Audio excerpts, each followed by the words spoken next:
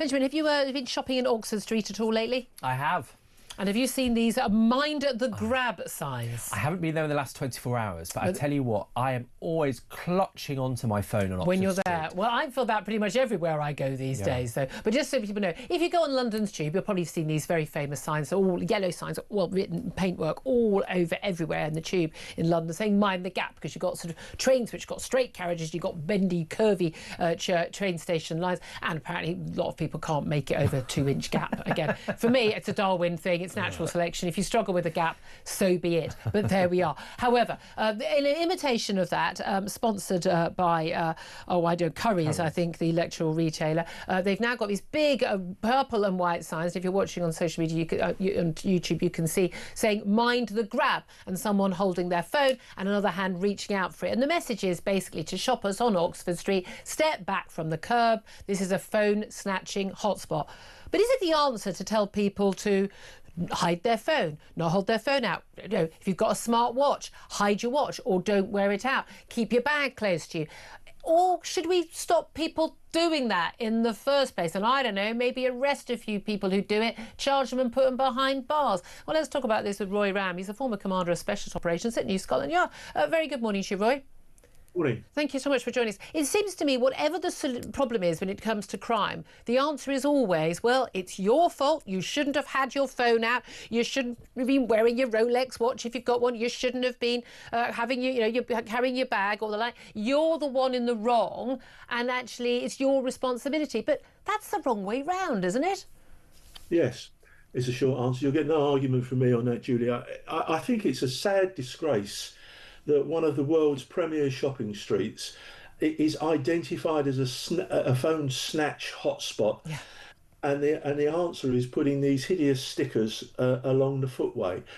What should be happening is we should have night courts ready to prosecute and imprison people for any theft from the person for 6 months if you plead guilty, and if you're convicted after trial, a minimum of 2 years. We've got to start policing and sentencing aggressively. Yeah, and also they'll say, I know what the police will say because they've said it to me in my local area, they say it on air, you know, we've just got too many crimes we can't do it. But each phone isn't stolen by an individual phone snatcher on a bike, on an electric bike. They're organised gangs. These lads are going out and they know exactly what they're doing. They're snatching 50 a day. And we know that the West End is a hotspot area. Now, the police say, well, we have tackled this. The snatches are down 20%. But everyone I know, I mean, I found it in my local area, just near where I live, but seeing it in the West End, people are now so wary. People are foreign tourists will say, oh, I've been told, you can't wear your nice watch out anywhere in London because, you're going to have that snatched off you. Around where I live, there are loads of mums who are being mugged for their watches and their posh handbags on the school run. Broad daylight. And each time the answer from the Met Police, and indeed police in many other cities as well, is, well, you shouldn't have these things on display. But why shouldn't someone have their mobile phone out when they're talking to someone or taking a phone? Why shouldn't someone, if they've worked hard or they've been given it as a gift, have a nice watch on and have it showing in public? Why shouldn't people be able to do that? But they should. There's no argument that. It's a bit like going back to this argument about sexual assaults on women. We stopped saying, well, girls shouldn't wear short skirts because. Or revealing tops because that invites a sexual assault. Yeah. We've got past that. We now acknowledge that people should be able to wear, the clothes that they would like to wear and feel safe. And the same with people. And in our capital city, the idea that we have got to sneak into a corner somewhere and hold our phone carefully to our face to avoid and not go near the curb, or not, as you say, wear decent jewellery for fear of being mugged in the street, is the wrong way round. Yeah. We have to be more aggressive.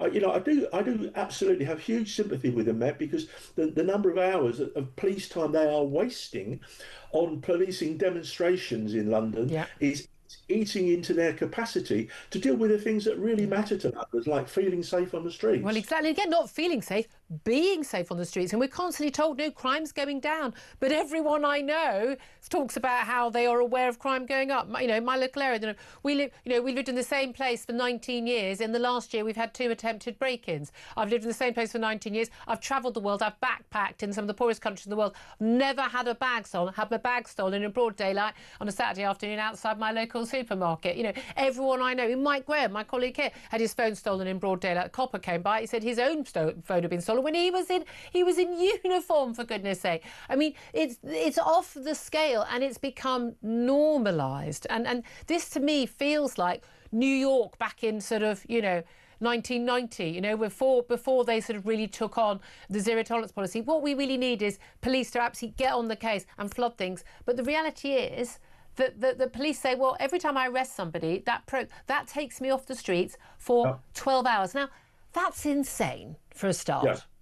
Yeah, absolutely, and that's why I think this is a much bigger problem than just a police problem. This is a criminal justice problem, and justice needs to be swift, and it needs to hurt. Yeah. We've got to stop worrying so much about the person that's arrested, the accused, and worry about the victims of crime. Yeah. And we've just heard that the Met's got to close, I think, 8 police stations across London. Yeah. What's the signal that gives to Londoners about feeling safe? Yeah. Everything has to be basically online now. I mean, again, I had a bag theft June last year. I've not spoken to a single person in reality.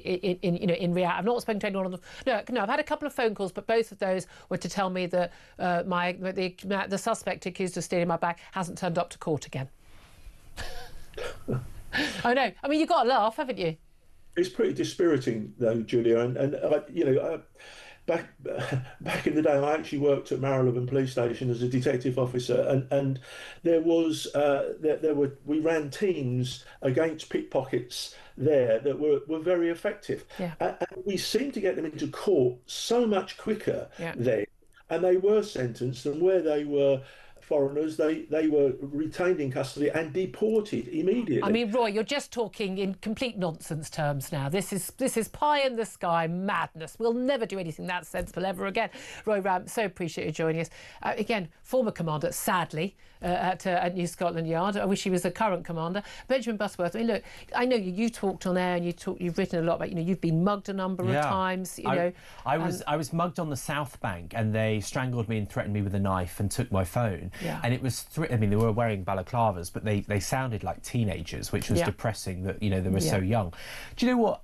The only reason they actually did follow them up, but the only reason they did it was because I sat on Channel 5 and talked about it, and then the journalist Dan Wootton made a big fuss online, and then suddenly they took attention. Oh no, the only reason my bag thief suspect has been charged is because I've made such a stink about it with the local police. I'll tell you what, my flatmate had his bag stolen in the exact same spot about a month later.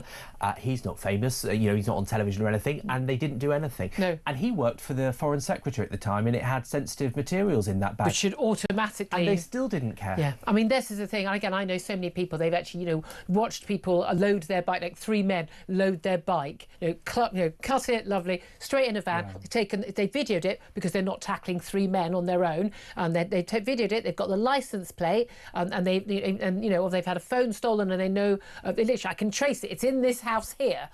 Here's a photo of the man who stole it. Etc. I've seen them coming out of the house. Police do absolutely nothing. I don't know what the hell the police are doing. I don't think there are that many pro-Palestine action marches. I mean, they are so busy. What are they doing? Because I don't know anyone who's had a police officer actually investigate their crime. It's an attitude thing. They call it so-called low-level crime. But it's not low-level. This sets the tone. You've got like £1,000 mobile phone. That's not low-level crime. Exactly, someone's saved up for that. And it sets the tone for society. I remember when I was at...